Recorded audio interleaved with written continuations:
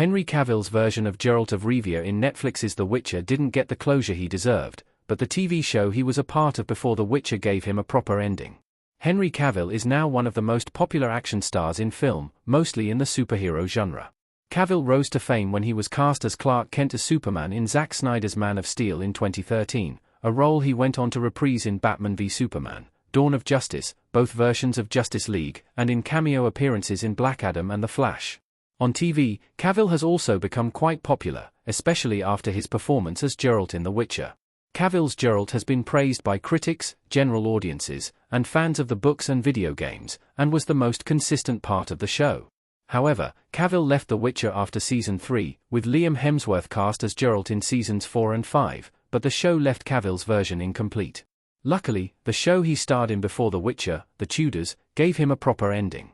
The Tudors gives Henry Cavill's character the proper ending The Witcher never will. Henry Cavill played Charles Brandon in The Tudors.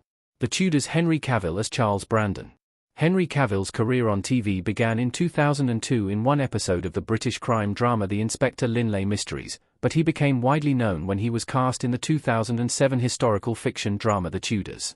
Created by Michael Hirst, who went on to create Vikings years later, The Tudors followed King Henry VIII, Jonathan Rhys-Meyers, beginning when his kingdom was tested by international conflicts and political intrigue in his own court, and meeting in Berlin, Natalie Dormer, while married to Queen Catherine of Aragon, Maria Doyle Kennedy.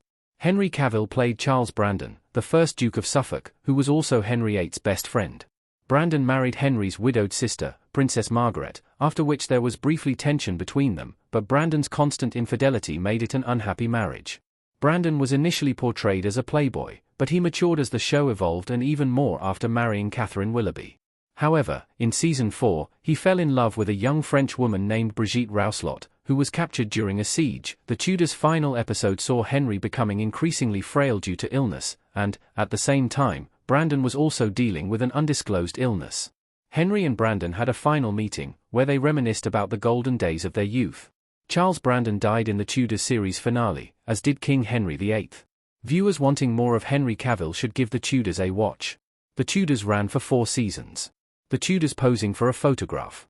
Henry Cavill's departure from The Witcher will leave an empty space for those who enjoyed watching him outside the big screen and the superhero genre, but The Tudors is perfect to fill that void.